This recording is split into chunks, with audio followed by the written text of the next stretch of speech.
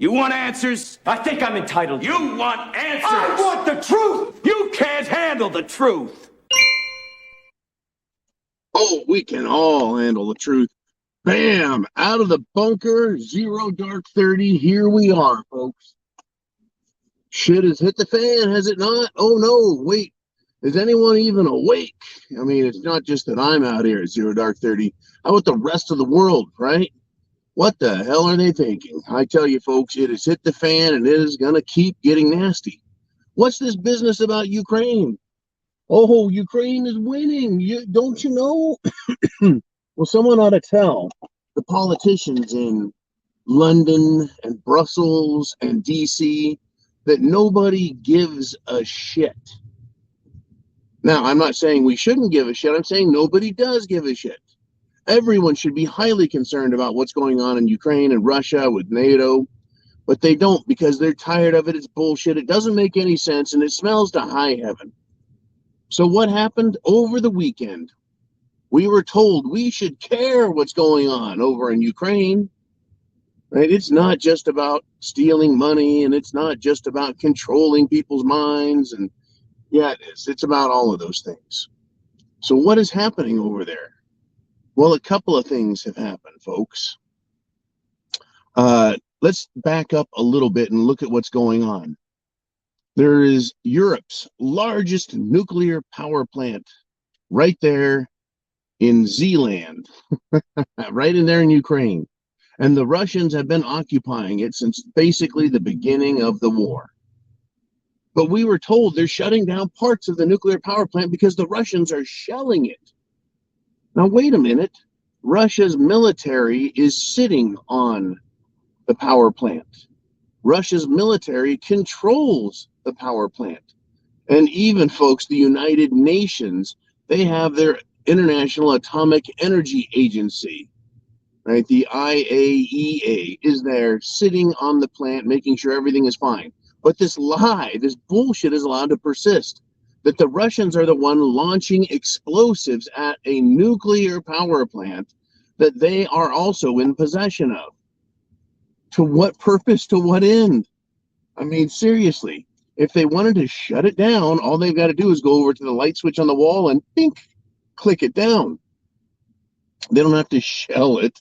They don't have to risk blowing themselves up, right? The Russian military blowing itself up and then sending a cloud of radioactive debris, dust, and smoke into Moscow as the trade winds blow, right? This is stupid. It is the Ukrainians that have been shelling it and trying to create an international crisis. It's fucking stupid beyond belief, folks. So what else, right? What other lies and bullshit are they saying? Ukraine's winning. Ukraine's winning.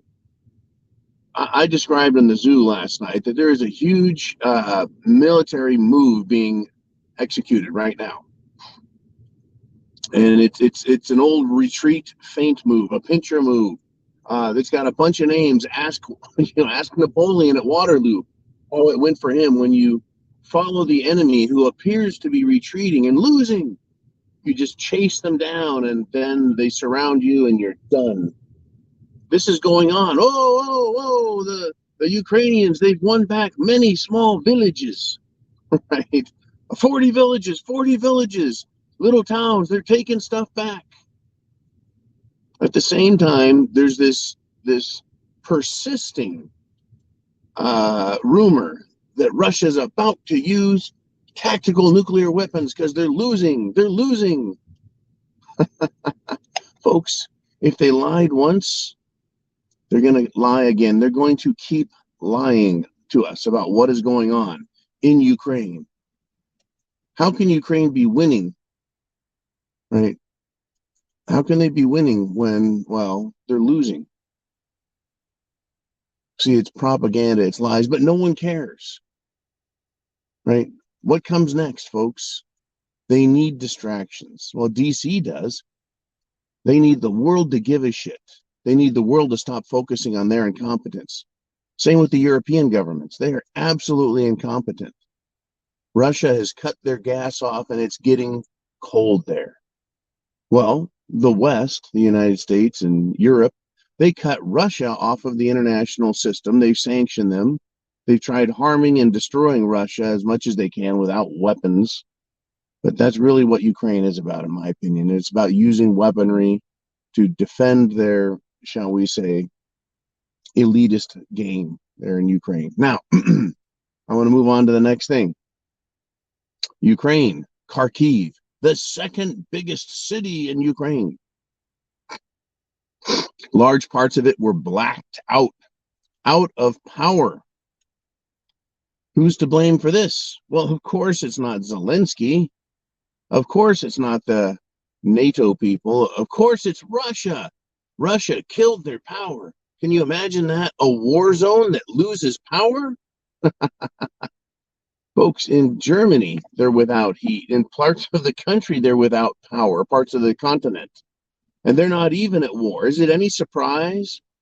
Well, this is supposed to be a special military operation, John. It's an SMO. It's not all-out war.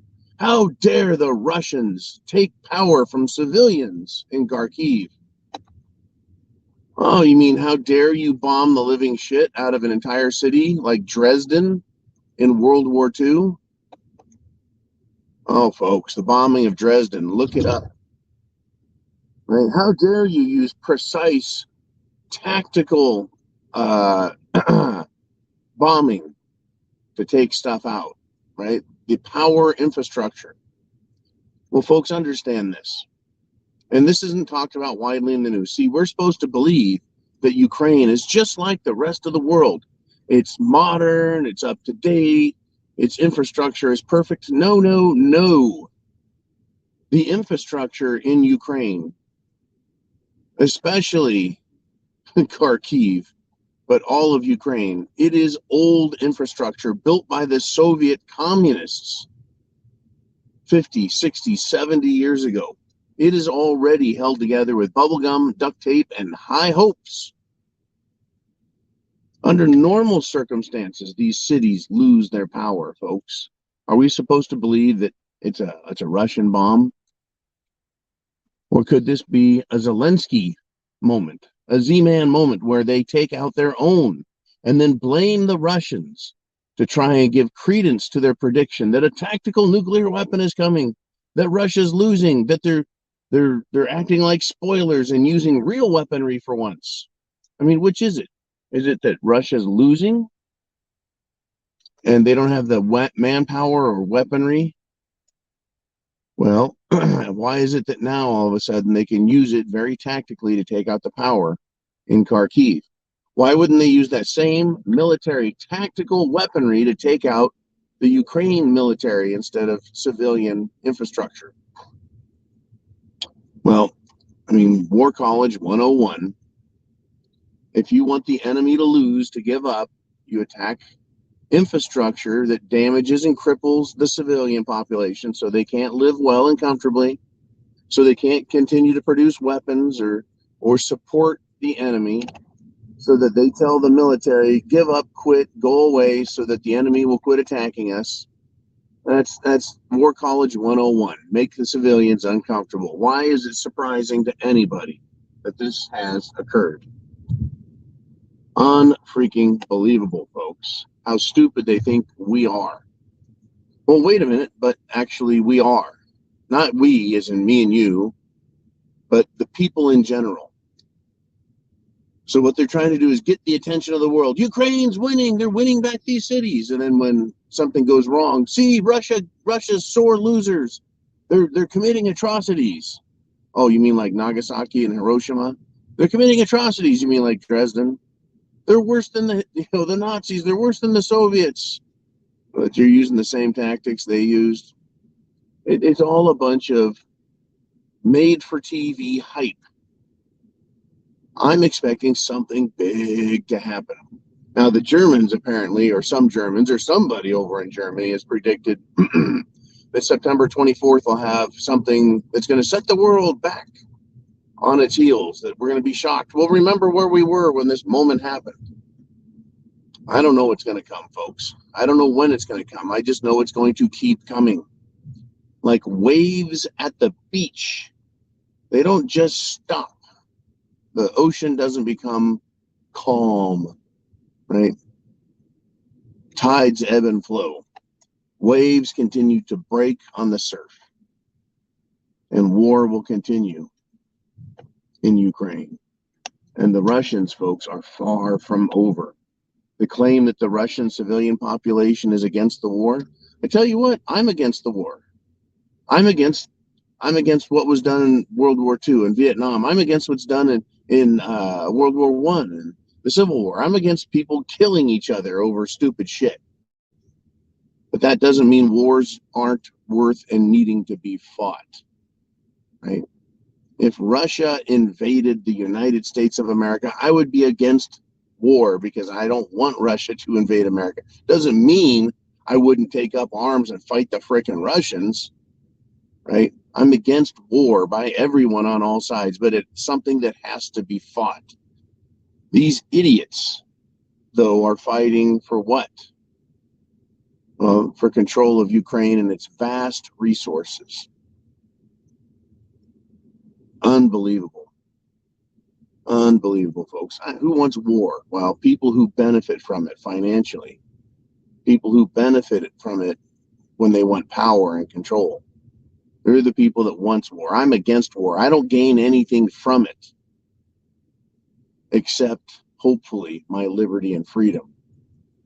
And when you take the power, the control away from the enemy, that's the only, that's what comes of this. But here we are, folks. We're being told Ukraine's winning. We're being told Ukraine is being punished by Russia.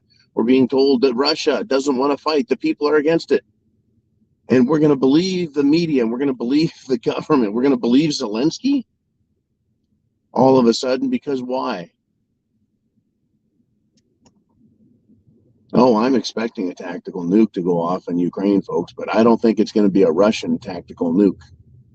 I think it's going to be someone's secret super surprise from the West, from NATO or the UK or Europe in general, or the United States, supplying this to continue to try and outrage the world and make them support this war.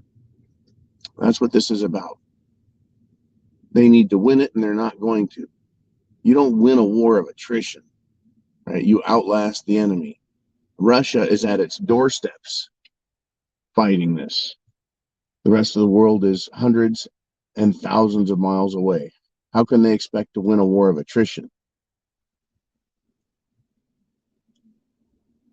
Russia hasn't even begun to use its high-tech weapons, folks. I know, yeah, flying its MiG fighters, that is high-tech weaponry. I get it. They've got their helicopters. I get it. But they haven't used the big stuff yet. And for the most part, neither has NATO and the United States. I mean, Ukraine.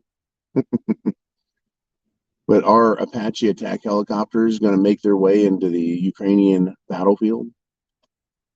Right? Will the F-22 and will stealth fighters and bombers make their way into the battlefield? That's World War III type stuff there, folks. I don't think anyone is interested in trying to fight that battle.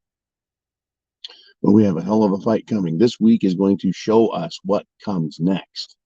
And I don't like what comes next. I mean, I want peace, but I'm prepared to fight. Chance favors the prepared mind, folks. Is yours. Semper Fi, and God save us all.